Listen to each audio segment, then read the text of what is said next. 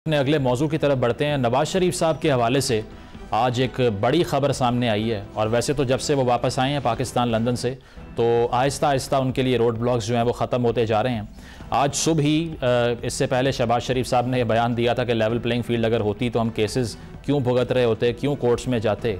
लेकिन हमने ये देखा कि एवन फील्ड का जो केस था नवाज शरीफ साहब के अगेंस्ट, उसमें अचानक से ये फ़ैसला कलअदम करार दिया गया और बरीयत की खबर सामने आ गई।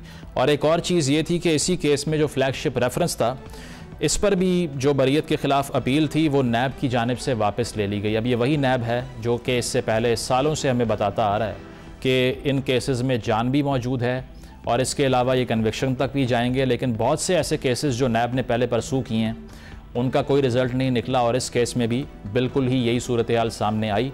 तो इसके पॉलिटिकल इम्प्लिकेशंस क्या होंगे, इसके अलावा इसकी जो लीगल वजूहात हैं वो क्या हैं, इसी हवाले से हम बात करते हैं। इरफान कादिर साहब ने हमें ज्वाइन किया है, माहिर कानून है और बड़ी टॉप पोजीशंस पर भी सर्व कर चुके हैं इससे पहले। इरफान साहब बहुत शुक्रिया आपके वक्त का। बताइएगा, बड़ा अहम केस था एवन फील्ड रेफरेंस और ओवर द ईयर्स हमें ये बताया गया कि इस केस में इतनी जान है कि इससे तो कोई ऐसी कन्विक्शन हो जाएगी जो अनप्रेसिडेंटेड है, और हुआ बिल्कुल उसके opposite. What is your take on this overall? मैं तो आपकी ये जो स्टेटमेंट आप फरमा रहे हैं, मैं तो जिस दिन पनामा केस का फैसला आया था, जो बुनियाद बना था इन तमाम कन्विक्शंस का जो एहतसाब अदालत ने की है, मैंने तो पनामा की जो केस है उसका सुप्रीम कोर्ट के फैसले को उस वक्त मैंने गलत करार दे दिया था। और उसमें बहुत बेसिक कानूनी गलतियां भी थी, और वो गलतियां क्यों हुई, क्या वो जजेस से गलतियां जेन्युइनली हो गई थी, उनको कानून की इतनी कॉम्प्रिहेंशन नहीं थी, या कि उसके पीछे कोई और जो चीजें थी वो कारफरमा थी। तो ये सारी चीजें जो है अब इंक्वायरी इस पे भी मैं समझता हूँ आने वाले दिनों में करनी चाहिए कि वो हुआ क्या था कि इतनी बेसिक मैटर्स में इतना बड़ा फैसला आ जाना, और अदालत के जरिए एक हुकूमत पूरी गिरा दी गई थी और ना अहल कर दिया गया था मियां नवाज शरीफ को उस वक्त। और वहां पे तो एवन फील्ड या उनके असासाजात पे तो बात इतनी उस तरह से नहीं हुई, लेकिन एक वो जो अकामा था, अकामा पे कहा कि बेटे से चूंकि तनख्वाह नहीं ली इसलिए उनको ताहयात नाअहल कर दिया था। तो ये तमाम चीजें जो हुई हैं, ये लम्हा फिक्रिया है पाकिस्तानी कौम के लिए और अदालती निज़ाम के लिए कि ऐसा क्यों होता है कि एक चीज यहाँ होती है, साफ तौर पे नजर आ रही है कि ये केस जो है ये नहीं बन सकता और आप फिर भी केस बना देते हैं। इरफान साहब, इसके अलावा जो एक आम नुक्ता था वो ये था कि फ्लैगशिप रेफरेंस में भी नवाज शरीफ साहब के खिलाफ जो अपील है वो वापस ले ली गई है। तो इसकी क्या सिग्निफिकेंस है आज के जो डेवलपमेंट है इसमें? बिल्कुल ठीक किया उन्होंने, क्योंकि ये जो जितने भी केसेस हैं ये नैब ने तो बनाए ही नहीं थे, ये तो सुप्रीम कोर्ट ने नैब से बनवाए थे। सबसे पहले तो सुप्रीम कोर्ट तफ्तीशी अदारा नहीं है, उन्होंने तफ्तीश की, फिर तफ्तीश को सुपरवाइज किया, यानी कि जेआईटी को सुपरवाइज किया, और जेआईटी के बाद यानी जॉइंट इन्वेस्टिगेशन टीम, इन्वेस्टिगेशन का मतलब क्या है, तफ्तीश। तो सुप्रीम कोर्ट तो तफ्तीश नहीं कर सकती थी। फिर जेआईटी की जब रिपोर्ट आ गई तो उन्होंने अहकामात जारी कर दिए नैब को कि आप ये अकाउंटेबिलिटी कोर्ट में रेफरेंस डाल दें।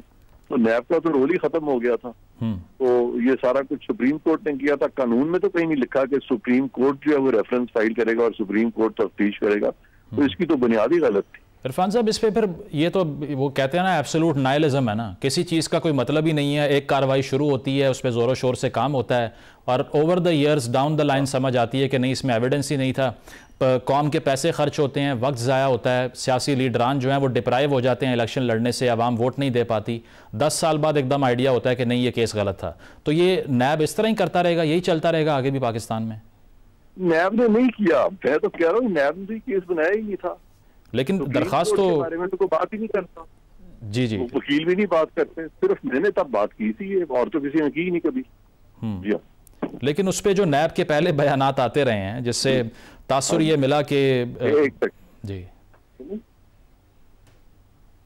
जी जी जी जी फरमाइए। तो मैं ये कहना चाह रहा हूं कि नैब इससे पहले जो प्रेस कॉन्फ्रेंसेस के थ्रू हमें पता चला, या जो चेयरमैन नैब थे इससे पहले, वो जिस तरह से केस बिल्ड करते रहे और आवाम को एतमाद में लेते रहे कि किसी भी किस्म का कोई एक्सटर्नल प्रेशर नहीं है, आपको लगता है कि इन तमाम केसेस का पॉलिटिक्स से कोई ताल्लुक ही नहीं है, ना पहले था ना अब है? नहीं, ये किस चेयरमैन ऐप की आप बात कर रहे हैं? किस चेयरमैन ऐप ने ये कहा? नहीं, स्पेसिफिकली इस केस में नहीं, उन्होंने ये कहा, जावेद इकबाल साहब की बात कर रहा हूँ, वो पहले कह चुके हैं कि किसी भी चीज़ को आप डाउट नहीं कर सकते हमारी किसी कार्रवाई के अंदर, क्योंकि कोई पॉलिटिकल मैनिपुलेशन नहीं है, कोई विच हंटिंग नहीं है। तो आपको लगता है कि वाकई ऐसा है कि पॉलिटिकल नॉर्मलाइजेशन से इसका ताल्लुक नहीं है?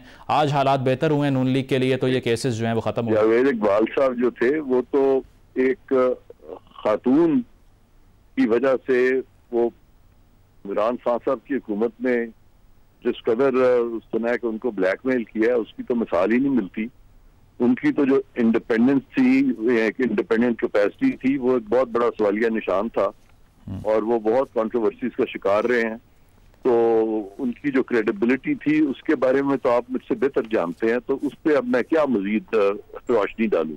लेकिन इरफान साहब, एक जो आवाम के अंदर भी डिस्कोर्स है, सोशल मीडिया पे भी बात हो रही है, वो ये है कि ये सब एक डील के तहत हो रहा है। आप तो बेशक इसको लीगली देखते हैं और देखना भी चाहिए बिकॉज आपका एक शोबा है, लेकिन आवाम और आर्ग्यूमेंट जो है वो कुछ और भी मिलता है देखने को कि ये नहीं, ये नॉर्मलाइजेशन है, ये डील है। मैं समझता हूँ कि इसका तो फिर जवाब देना होगा उन लोगों को जिन पे कि ये इशारा किया गया है कि ये डील है कि नहीं। तो अगर वो कोई इस तरह की कोई डील है तो ऑब्वियसली मैं और आप तो उस डील का हिस्सा नहीं है, ना ही हमें उसका पता है। तो हम तो कानून के धारे पे तो ये सी चीजें परख सकते हैं, लेकिन अगर पसे पर्दा कोई चीज हो रही है तो उसका इल्म ना मुझे है ना आपको है। इरफान साहब, 8 फरवरी को अगर इंतखाबात नहीं होते, डिले होता है, चीफ जस्टिस काजी फायज की अदालत कुछ करेगी इस पे? How do you see this? मैं तो हमेशा से कहता आया हूँ कि ये काम ही नहीं है इनका सुप्रीम कोर्ट का कि वो इलेक्शंस कराएं। इलेक्शन कमीशन ऑफ पाकिस्तान का ये काम है कि वो इलेक्शंस कराएं।